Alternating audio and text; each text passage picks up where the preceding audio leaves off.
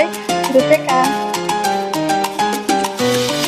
Bu, sebagai siswa kelas 10. Kelas 40 sebagai siswa kelas 10. Sebagai siswa kelas 10. Jam 4.5043 sebagai siswa kelas 10. Assalamualaikum.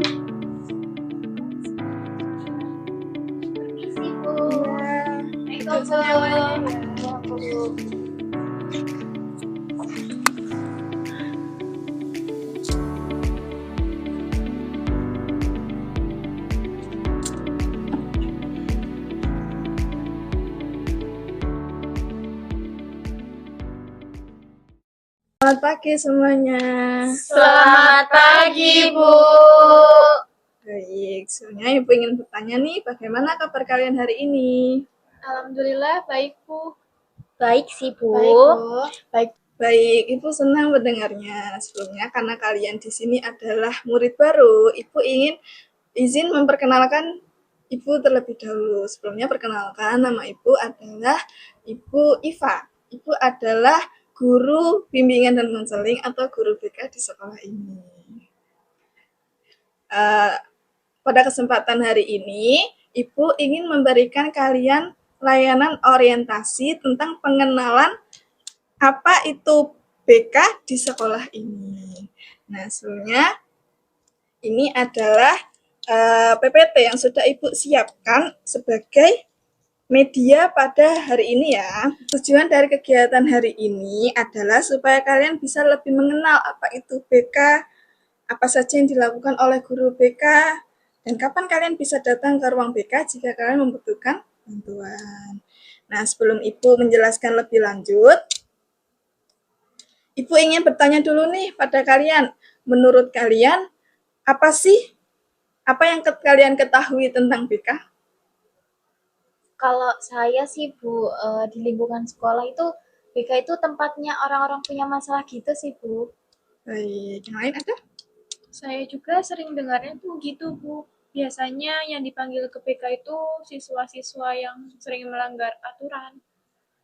Kadang juga ada yang bilang kalau ke BK itu berarti sedang kena masalah, Bu. Saya juga dulu berpikir begitu juga, Bu. Baik, berarti ternyata masih banyak ya siswa yang masih memiliki pemahaman seperti itu, memiliki pemikiran bahwa ruang BK itu diperuntukkan untuk siswa-siswa yang memiliki masalah, yang terkena kasus. Nah, padahal sebenarnya BK tidak hanya untuk siswa yang bermasalah. Layanan BK itu ada untuk membantu semua siswa, baik yang sedang memiliki masalah maupun yang ingin mengembangkan dirinya.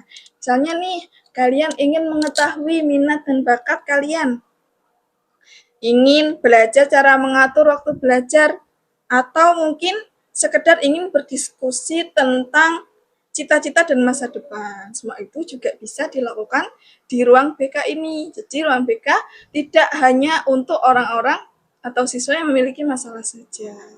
Ruang BK bisa digunakan untuk berbagai macam keperluan seperti itu. Oh, gitu. Kalau kita mau curhat tapi nggak di lingkungan sekolah gitu emang boleh, Bu? Tidak di lingkungan sekolah, Ya, jadi kayak masalah pribadi gitu emang boleh. masalah pribadi dari siswa maksudnya. Iya. Boleh, sangat diperbolehkan. Jadi BK ini memiliki banyak cabang. Tidak hanya melulu tentang sekolah, tentang belajar, tapi juga memiliki berbagai macam ruang lingkup seperti itu. Oh, gitu. Ya. Nah, kita lanjut ya. Jadi, tujuan utama dari layanan bimbingan dan konseling adalah membantu siswa agar dapat berkembang secara optimal sesuai dengan potensi yang dimiliki. Perkembangan tersebut meliputi beberapa aspek penting, yaitu perkembangan pribadi, perkembangan sosial, perkembangan belajar, dan perkembangan karir. Jadi, seperti yang Ibu sudah sampaikan tadi, bahwa tujuan utama dari BK adalah membantu siswa agar bisa berkembang secara optimal, baik dari segi pribadi, sosial, belajar maupun karir. Seperti itu. Oh iya Bu, izin bertanya ya Bu. Maksudnya dari berkembang secara optimal itu bagaimana ya Bu? Maksud dari berkembang secara optimal. Iya. Nah itu maksudnya adalah membantu siswa supaya menjadi pribadi yang lebih baik, mampu menghadapi masalah dengan baik, dan bisa merencanakan masa depannya. Contohnya nih, ada siswa yang sebenarnya pintar, tetapi dia kurang percaya diri ketika berbicara di depan kelas. Nah, tugas dari guru BK ini adalah membantu siswa tersebut untuk meningkatkan rasa percaya diri. Seperti itu. Itu maksud dari berkembang secara optimal. Bisa dipahami? Bisa Bu. Bisa. Sekarang Ibu ingin bertanya lagi nih. Menurut kalian, masalah apa aja sih yang sering dialami oleh siswa di sekolah? Kalau di lingkungan sekolah sih kayak itu sih Bu, kayak di kelas. Jadi kayak masalah belajar gitu Bu. Jadi ini juga pengalaman pribadi ya Bu ya. Jadi kayak sulit memahami pelajaran gitu loh Bu di kelas. Baik, yang lain ada mungkin? Kalau saya sih kadang kesulitan mengatur waktu belajar, Bu. Karena kan saya kan ikut banyak kegiatan di sekolah. Jadi kalau banyak tugasnya sulit mengatur waktu.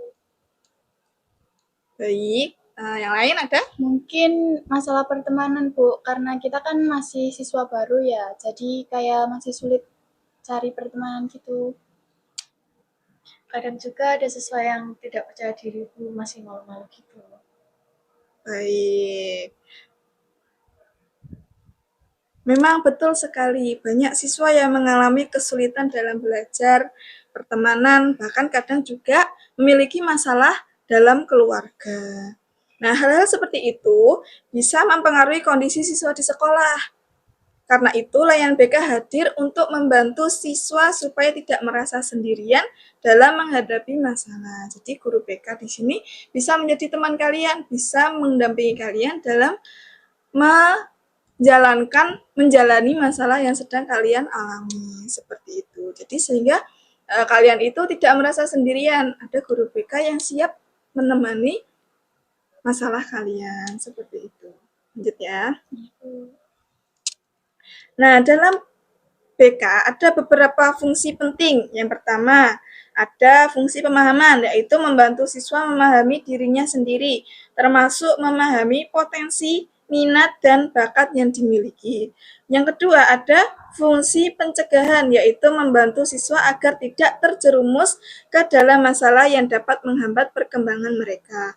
Kemudian yang ketiga, ada fungsi pengentasan, yaitu membantu siswa menyelesaikan masalah yang sedang mereka hadapi. Dan yang terakhir ada fungsi pengembangan, yaitu membantu siswa mengembangkan potensi yang dimiliki. Jadi di dalam BK itu ada 4 fungsi. Apa saja tadi? Fungsi pemahaman, fungsi pencegahan, fungsi pengentasan, dan fungsi pengembangan. Seperti itu. Bu mau bertanya, Iya. berarti BK itu tidak hanya fokus pada masalah aja ya, Bu? Tidak, itu sama sekali tidak benar. Jadi BK juga membantu siswa untuk mengembangkan potensi yang dimiliki. Jadi tidak melulu soal masalah, tidak melulu soal kasus, tetapi BK juga hadir untuk membantu kalian mengembangkan potensi yang kalian miliki. Seperti itu.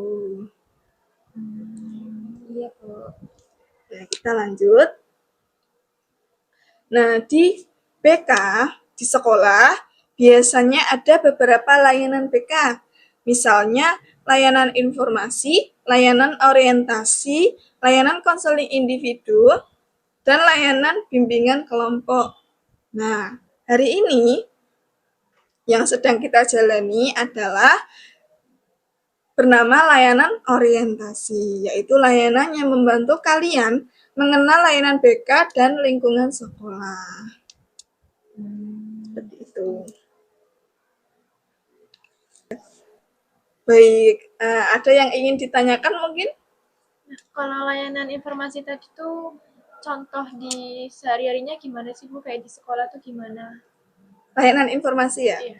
Jadi layanan informasi adalah layanan yang memberikan berbagai informasi penting kepada siswa. Misalnya nih, ada siswa yang bingung cara belajar yang efektif.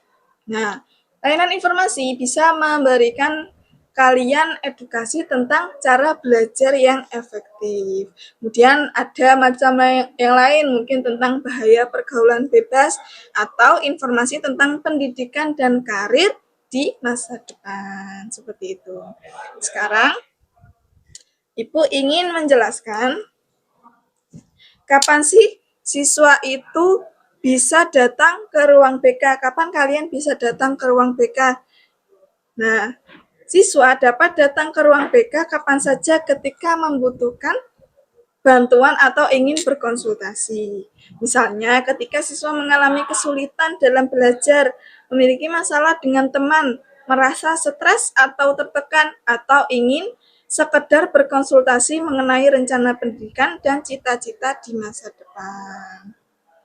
Seperti itu. Gitu. Jadi kalau kita tadi kan ibu bilang kalau misal menceritakan masalah pribadi itu nggak apa-apa. Nah, kalau masalah pribadinya itu nggak cuma tentang memikirkan karir yang harus ditempuh setelah pendidikan ini gitu, boleh nggak sih Bu? Kayak kita ada masalah, terus kita bingung, terus kita curhat ke ibu gitu, boleh nggak sih Bu? Tentang masalah selain karir ya? Iya. Sangat diperbolehkan, tentu saja boleh. Dan di sini, walaupun itu tentang masalah pribadi, guru BK akan menjaga kerahasiaan cerita kalian. Karena di BK sendiri itu juga memiliki beberapa asas, diantaranya yaitu ada asas kerahasiaan. Asas kerahasiaan itu menuntut guru BK untuk menjaga masalah pribadi yang kalian ceritakan. Jadi, ketika kalian menceritakan masalah yang mungkin sangat privasi, sangat rahasia, itu tidak perlu takut bocor atau sampai pihak lain mengetahui. Itu tidak perlu khawatir karena guru BK juga dituntut tentang asas kerahasiaan. Seperti itu. Gitu. Ya. Sekarang kita sedikit berbincang ya. Ibu ingin bertanya nih ke kalian. Misalnya ada siswa yang dia itu merasa tidak percaya diri ketika berbicara di depan kelas. Nah, menurut kalian apa yang bisa dilakukan oleh siswa tersebut? Mungkin latihan berbicara terlebih dahulu, Bu. Bisa. Ada yang lain? Atau bisa diberi motivasi supaya siswa itu lebih percaya diri lagi, Bu. Boleh. Bisa juga belajar menguasai materinya dulu, Bu. Yang lain? Ada?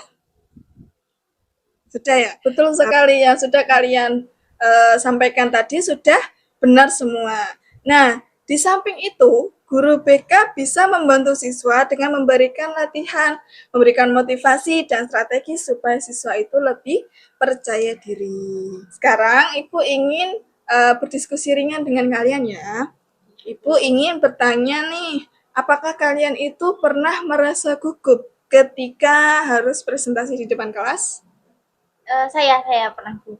Jadi kayak kalau saya itu presentasi kan itu kan pasti dilihatin sama guru sama teman-teman kan Bu. Jadi Iya, betul. kayak rasanya tuh kita sebenarnya tuh di otak udah kayak ngerencanain mau ngomong gini, tapi kita tiba-tiba jadi lupa apa yang mau diomongin gitu loh Bu. Karena ya kan kita kan nervous ya Bu ya.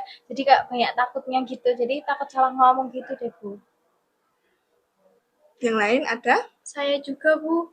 Apalagi kayak yang dibilang Dira tadi, kalau banyak yang ngeliat tuh nambah grogi. Terus kalau salah takutnya diketawain sama teman-teman di kelas. Baik. Kalau saya pribadi lebih ke rasa takut sih, Bu. Kalau saya sih sering gugup juga, Bu. Kayak Dira tadi.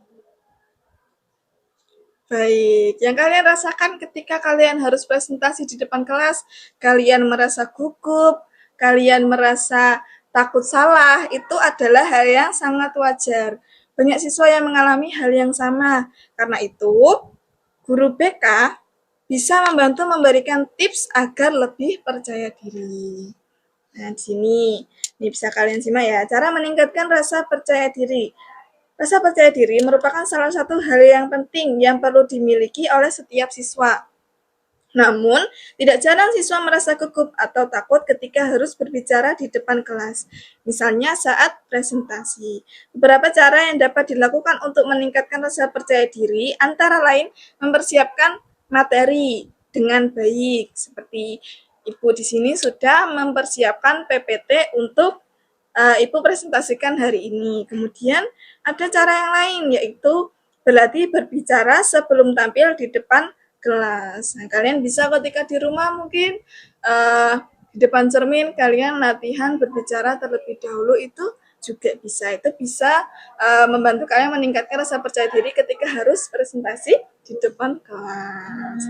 Yang lain ada berusaha berpikir positif terhadap kemampuan diri sendiri. Jadi kalian jangan sampai merasa ragu dengan dirinya sendiri, itu jangan sampai. Karena kalau kalian mindsetnya saja sudah seperti itu, otomatis nanti untuk mengontrol diri ketika di depan saat prestasi itu juga sulit, seperti itu. Tapi kalau kita takut salah gimana, Bu? Kan kadang kalau salah tuh diketawain Iya, gitu. Bu, bener sekali. Jadi kayak presentasi lagi tuh nambah kurang Grogi. kurang percaya diri. Nah, itu adalah perasaannya wajar, nggak apa-apa sebenarnya. Karena kesalahan adalah bagian dari proses belajar. Merasa takut salah itu wajar, tetapi kalian juga harus punya pemikiran, kalian harus punya mindset bahwa kesalahan itu adalah bagian dari proses belajar. Seperti itu. Bisa dipahami? Bisa, Bu. Baik.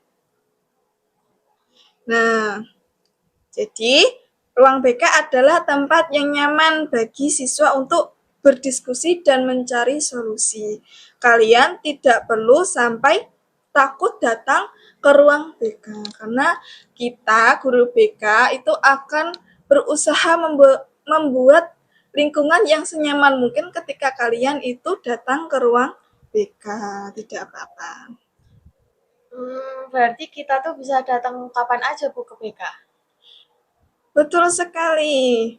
Kalian bisa datang, tetapi perlu digarisbawahi, biasanya kalian itu bisa datang saat jam istirahat atau setelah pelajaran selesai. Jadi jangan sampai kok kalian itu mungkin saat di kelas punya masalah, punya pikiran, terus milih membolos, terus datang ke ruang BK, itu salah.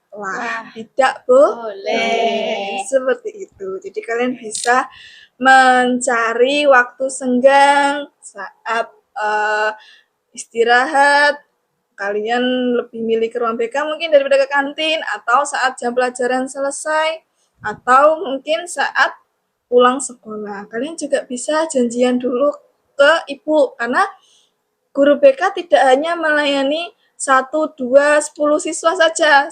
Siswanya banyak yang harus kita layani. Kalian di situ bisa janjian terlebih dahulu dengan ibu by WhatsApp, atau mungkin bisa datang ke ruang BK untuk ibu misalnya kapan saya pengen cerita, kayak gitu boleh.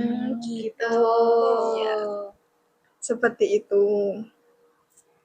Nah, ibu berharap setelah layanan ini kalian tidak ragu lagi untuk memanfaatkan layanan BK yang ada di sekolah.